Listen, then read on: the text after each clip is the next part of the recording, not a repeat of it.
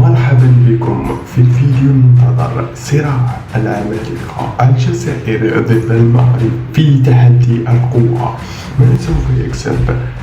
حراسة المغرب أم هجوم الجزائر أم الدفاع الحديدي للمنتخبين؟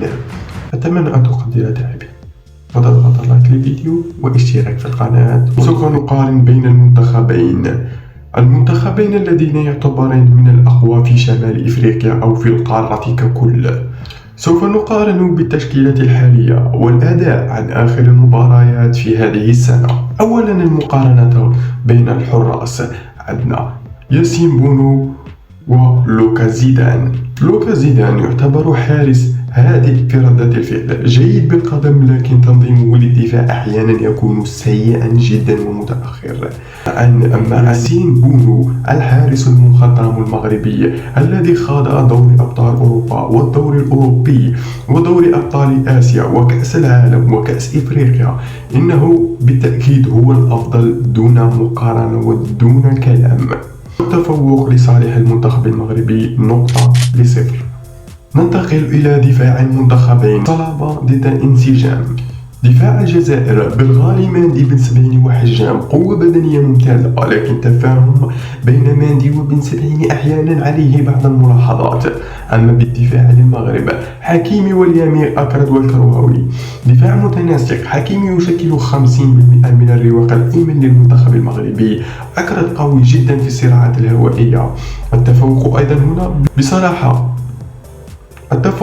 بكل صراحة للمنتخب المغربي. أما بالنسبة للكل في الكل، وسط الميدان هو حصيلة كل منتخب. نبدأ بالمنتخب الجزائري، عندنا زرقان، إبراهيم مازا وبوداوي. وعن قريب إن شاء الله بن ناصر سوف يتحسن وسط منتخب الجزائر. صانع لاعب ممتاز، مازا يقوم بأدوار مزدوجة، افتكاك زائد تمرير. بوداوي يتحرك كثيرا دفاعيا.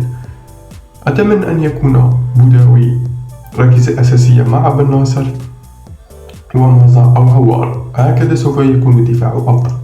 أما بالنسبة للمغرب، بن صغير والصبري والعناوي يشكلان وسط حديدي، لاعبين شباب زائد ديناميكية كبيرة. صبري يقدم حلول هجومية ممتازة. وسط المغرب يتحرك ككتلة واحدة معا. تفوق متقارب، لكن لو نتحدث عن الانسجام للمغرب، لو نتحدث عن الفنيات والأداء الفردي للجزائر. أما بالنسبة للهجوم، من يمتلك القوة الحاسمة؟ الجزائر محرز غويري عمورة. محرز يبقى مصدر الإبداع، عمورة سريع جدا، غويري مهاجم منطقي داخل منطقة الجزاء، يعني يسكن لك في منطقة الجزاء حتى يسجل. أما بالنسبة لعمورة فلا حل. أما بالنسبة للمنتخب المغربي، دياز، أكرم والزلزولي. دياز لاعب ذكي، الزلزولي مهاري وسريع، لكن غياب مهاجم صريح قوي يقتل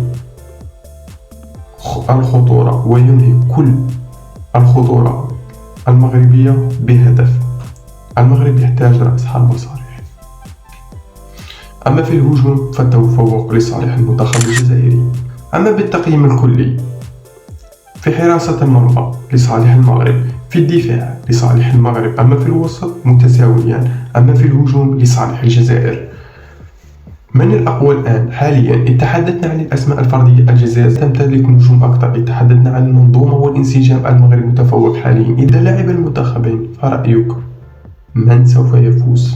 أتمنى أن تضغط لايك، لأن المشاهدات في آخر فيديو كانت تفوق 200 مشاهدة، ولكن اللايكات 2.